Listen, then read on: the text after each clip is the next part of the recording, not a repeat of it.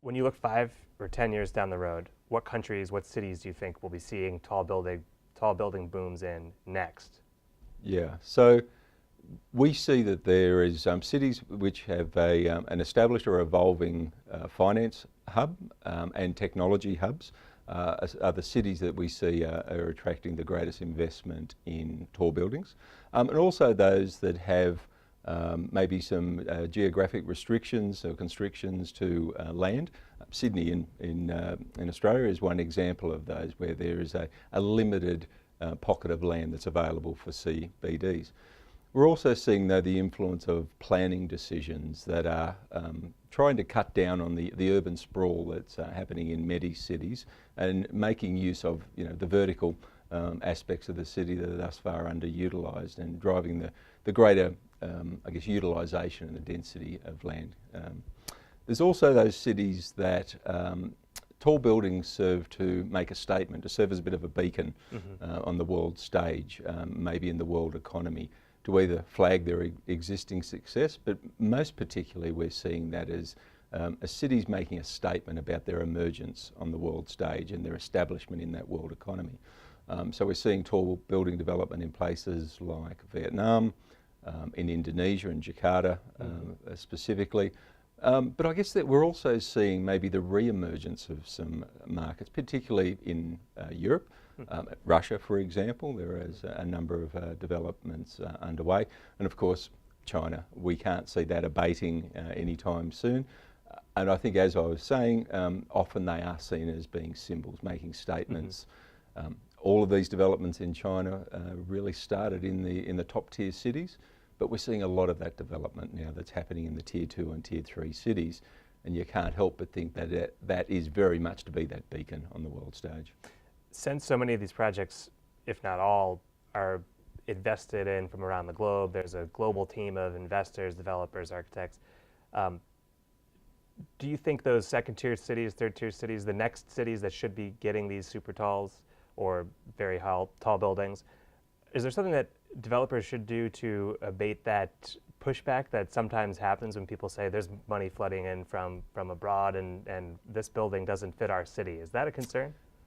Developers need to understand that they're a polarising structure. They become an icon in a city. They are so noticeable in a city.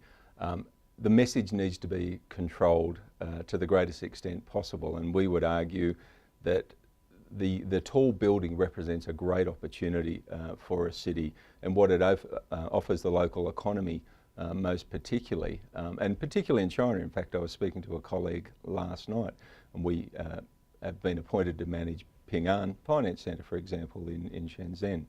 JLL will employ over 500 people on that asset to manage that asset. That's a significant contribution to the local economy. And then throughout that property's life, these buildings will have a lifespan of, who knows, 50 plus years.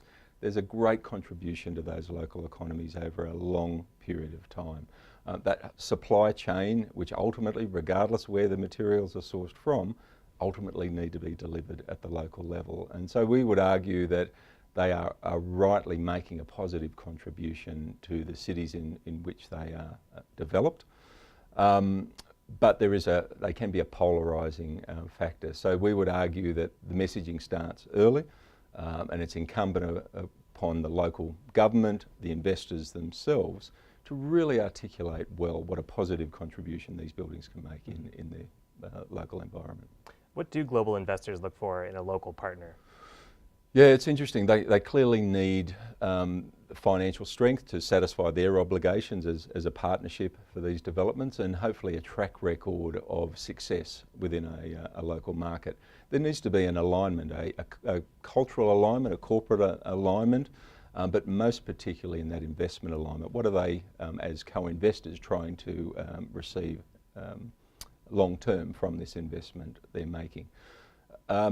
There's an element of trust, so transparency is very important, particularly if you have investors coming from the more established and mature real estate markets around the world, which are very transparent and which have really established and rigid and proven legislative structures in place.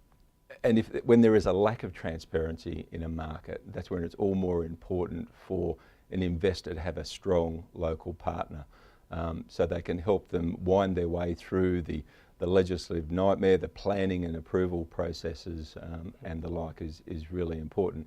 And of course it's the local knowledge, the local context, the local relationships are really important for a global investor.